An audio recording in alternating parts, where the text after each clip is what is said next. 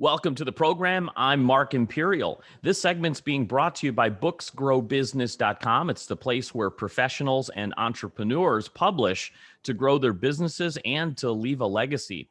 We are doing a series of business spotlights from across the country and even in your town. So joining me on the program today from Durham, North Carolina is Joyce Horne, founder of the Star Foundation Incorporated.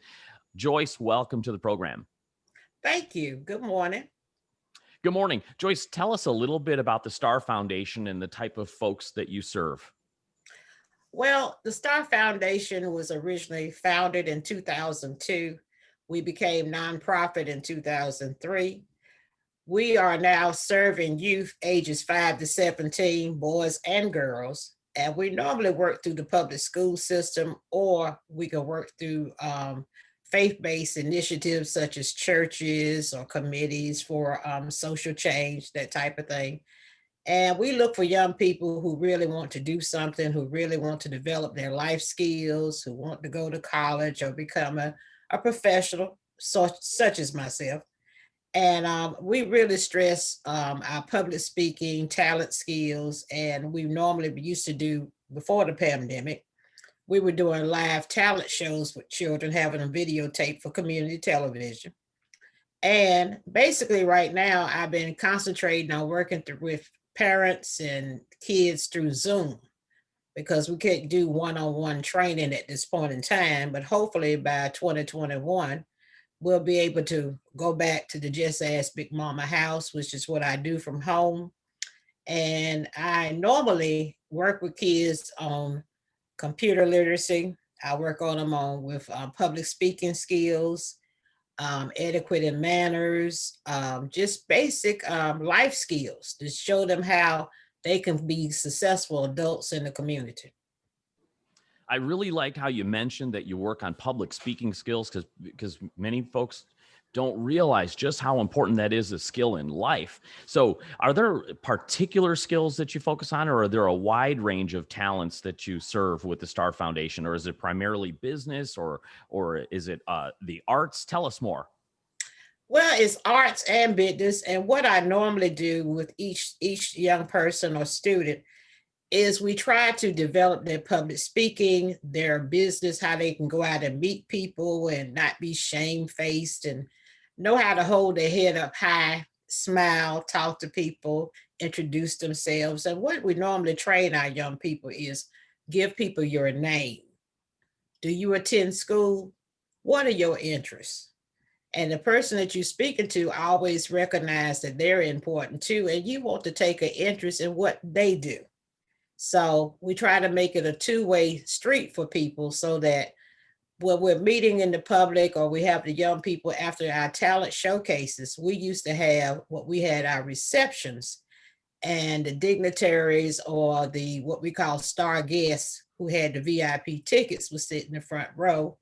After the show was over, we would have a reception, and the young people were asked to go up, shake the person's hand, introduce themselves, and let them know what their special qualities were, where they attended school, and what their visions are for the future.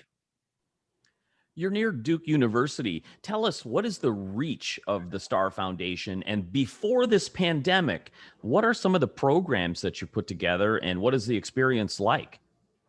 Well, we have worked with Duke University. We've had Duke student volunteers. We've had North Carolina Central volunteers. We've had teachers to volunteer and City of Durham employees to volunteer. And we normally used to have a staff of volunteers of over 25 people who just donated their time. And we have a reach across the Research Triangle Park. We are welcome open to Raleigh, Durham, Chapel Hill, and the Triad area. And we try to focus on working with those children who need additional attention, like children who are in foster care or children who are displaced or from single family homes, single mamas, single dads. And we try to give them something positive to do in their off time. Do you have regular set events annually or, quarterly? What is the type of events you're doing, and how has this recent pandemic affected 2020 for you? Well, normally by now, I would have been into summer camp, over for summer camp in August. And those children who would have participated in summer camp, we would have been inviting them back to Just Ask Big Mama's house to practice on their craft. If it was dancing or poetry or rap or modeling, we try to, we always said if a child can't sing or can't do poetry, can't rap or whatever, all children can walk so they can participate in learning modeling skills. So Joyce, that's, tell us a little bit about yourself and how you started Star Foundation. This is back in 2002. What inspired you?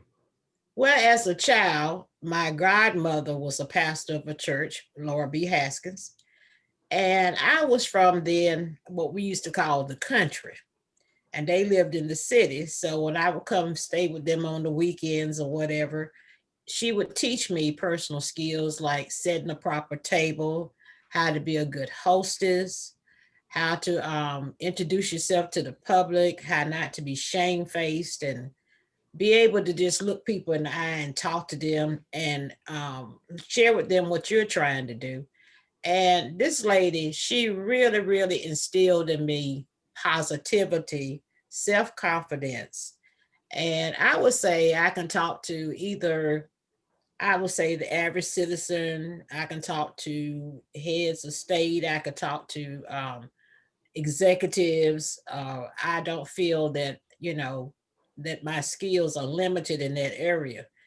I don't know how you reached out to me, but I'm going to assume that you found me through some of the medias that I've been doing. And you saw maybe the Just Ask Big Mama logo, which I just had her colorized because I'm determined that I'm going to reach out to sponsors. I'm hopefully through this show and other shows, I'll be able to get people to sponsor children by purchasing the t-shirts. So when the pandemic is over, and the children can also get a t-shirt if you can sponsor a child, and that way we're showing camaraderie by wearing the t-shirts. Um, these are things that's been ongoing for some years. I've had many t-shirts, I've had many brochures and everything, but the important thing right now with this pandemic is to let children know that when this is over, if they can't be here now in the present tense, they can wear the t-shirt and feel like they're part of the program. And they are welcome to reach out to me on Facebook Live. They can reach out to me on Zoom, or they could just reach out to me, with Google Text or whatever.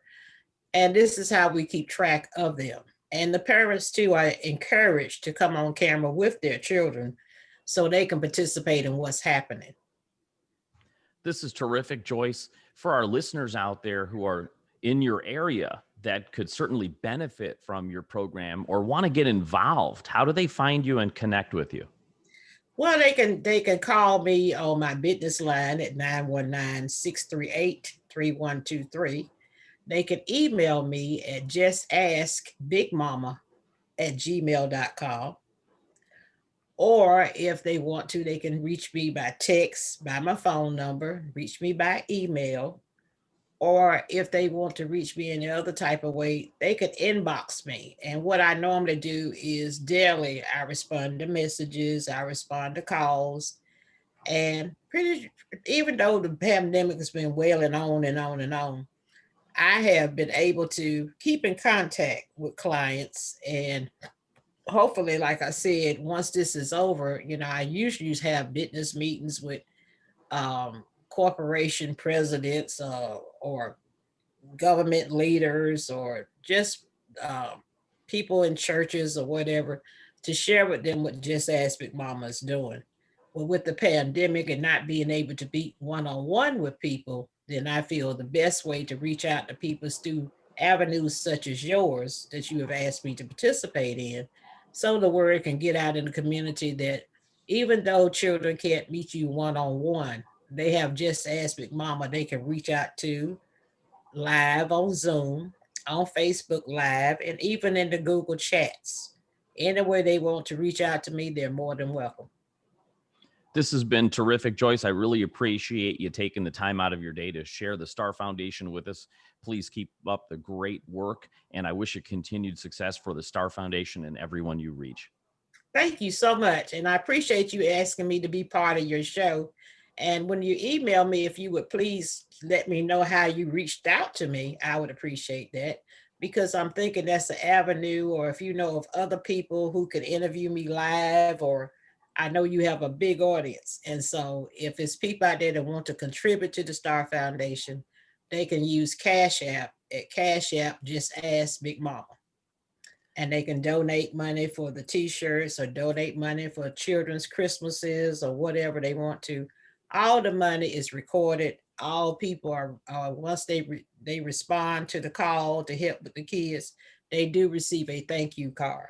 And depending on the denomination of the amount sent, they will be sent a t-shirt to show solidarity in the mail.